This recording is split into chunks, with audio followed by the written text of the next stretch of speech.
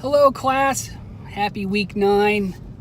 Yes, we're doing another driving course announcement. I'm kind of pressed for time today. So wow, week 9. Just week 9, 10, 11 really to go, and we call it quits. So topic-wise, we're on the analysis of variance, also called the ANOVA, A-N-O-V-A. That analysis, really all you really need to know is what it is. And yes, it says it's an analysis of variance, but it's really an analysis of the means.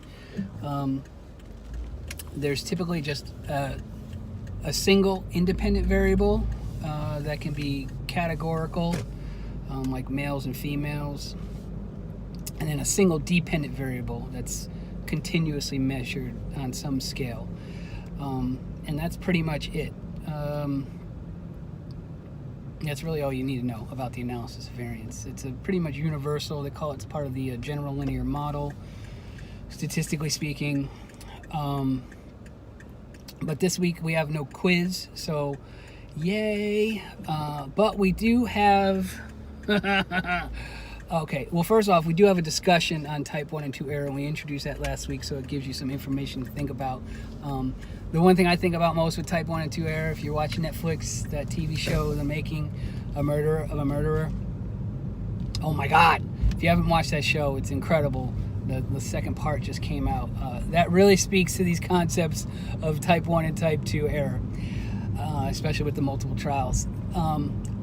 But with that, we have our cursed, and I say that lightly, critical article review assignment to do this week.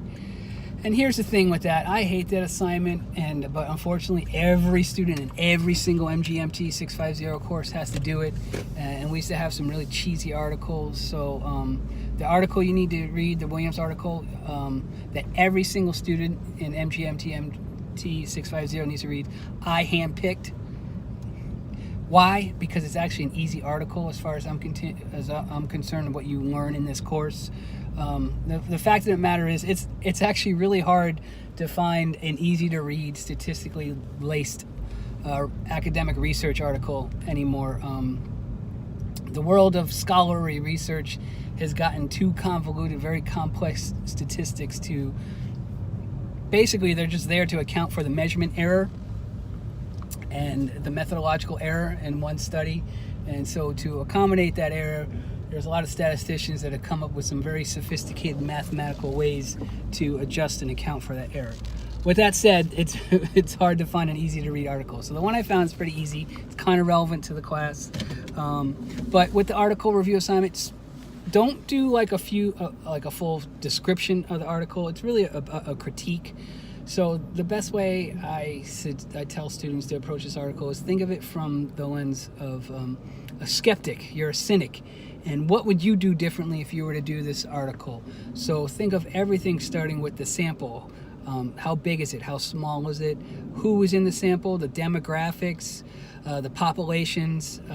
Could they be expanded? Could they be different? To the actual measurement of things in the article, the measures themselves, are they reliable? Are they valid? Could they be measured in other ways? And that could be any myriad of ways that you can think of.